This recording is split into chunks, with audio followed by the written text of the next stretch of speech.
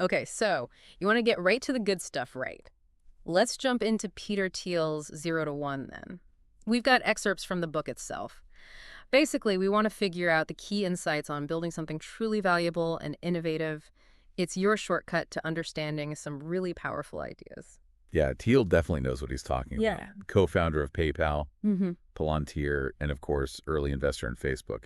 Hmm. He's got the experience to back it up. Exactly. Now, the main idea from 0 to 1 is all about the difference between creating something brand new, Thiel calls this vertical progress, Yeah. versus just improving on what's already out there, which he calls horizontal progress. So, really fundamental question for you. When you think about your next project or your next big idea, are you trying to build something truly new, or are you just focused on making something existing a little bit better? Well, what's really interesting here is that Thiel actually argues that monopolies Mm-hmm. can be drivers of innovation. And it's not the usual story of, stifled competition. He's saying that a company in a dominant position, without that constant pressure to just keep margins paper thin, actually has the breathing room and the resources to invest for the really long term Yeah. and make some groundbreaking things happen. Okay, so let's break down how to actually build one of these monopolies. Right. Thiel talks about 4 key things. First, you've got to have proprietary technology. It can't just be a small improvement. Yep, got to be way better. Hard to copy. Hard to copy, exactly.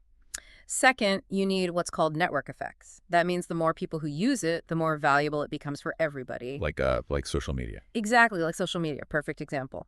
Third, you need economies of scale. So your production costs actually go down as you get bigger. Mm-hmm. And then finally, you've got to have strong branding to create that customer loyalty, where people really love your product. Right. So thinking about projects that you're interested in right now, do they have any of these built-in advantages? Or is there a way that you can actually develop those over time? And to build on that, Thiel talks about starting with a small niche but really dominating it. Mm-hmm. He uses examples like Google, starting with just search. Yeah. PayPal focusing only on eBay transactions at first. Mm-hmm. And Facebook, believe it or not, just starting with Harvard students. Wow. The big idea is become a big fish in a small pond first. Yeah. Don't go after the whole ocean right away. It seems kind of backwards, right? I Yeah. feel like naturally you'd want to go after this massive market, but he makes a really good case for focusing first. Absolutely. Dominate a small niche, and then you've got this solid foundation to build on later. Yeah, it's a launch pad. Exactly. So instead of jumping into this huge crowded market right away, where's a smaller, more specific niche that you could realistically take over? And this is where it all connects to Thiel's argument for contrarian thinking. Mm-hmm. He believes a lot of the stuff that people just assume is true about business is actually totally wrong. Yeah. And he says the biggest opportunities come from figuring out those secrets, those kind of like unconventional truths that most people just aren't seeing. It's like finding that hidden advantage, right? So when we talk about secrets, it really means you need to question everything you think you know about your field. Exactly. What are those assumptions everyone just takes for granted? What if some of those are actually wrong? Right. What if? What amazing new opportunities would open up if you could just see past those? Really good point. And if we connect this to the bigger picture, Yeah. Thiel is also really big on having a strong company culture and decisive leadership.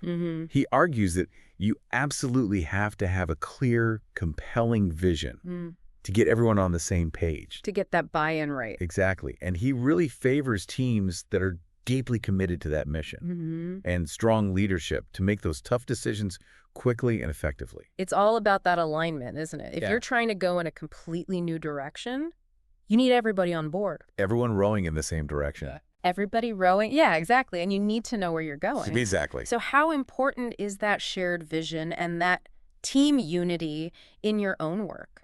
Great question. And this kind of leads into Thiel's take on this whole idea of disruptive innovation, which is a term you hear all the time. But Thiel's is actually more interested in creating entirely new markets rather than just disrupting existing ones. So think of it like Tesla. They didn't just make a slightly better gas-powered car. Right. They basically invented the electric car market. It's a whole new thing. Or SpaceX. They're pioneering private space travel. So it's not about taking a bigger slice of an existing pie. It's about making a whole new pie altogether. Yeah, baking a new pie. Exactly. So when you think about your goals, are you trying to disrupt something that already exists? Or are you trying to create something that's never been done before? Yeah, that's a big question. Yeah. And essentially, Thiel's 0 to 1 is encouraging you to focus on creating those new solutions, seeking those kind of monopolistic advantages in niche markets, cultivating that contrarian way of thinking, and building those strong mission-driven cultures with everyone pulling in the same direction, and ultimately aiming for those completely new markets, not just trying to disrupt what's already out there. So I think a really interesting takeaway from all this is this.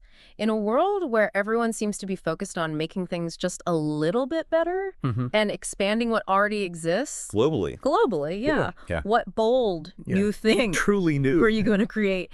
How can these principles change how you think about your projects, how you think about your vision for the future? Thanks for joining us for this deep dive.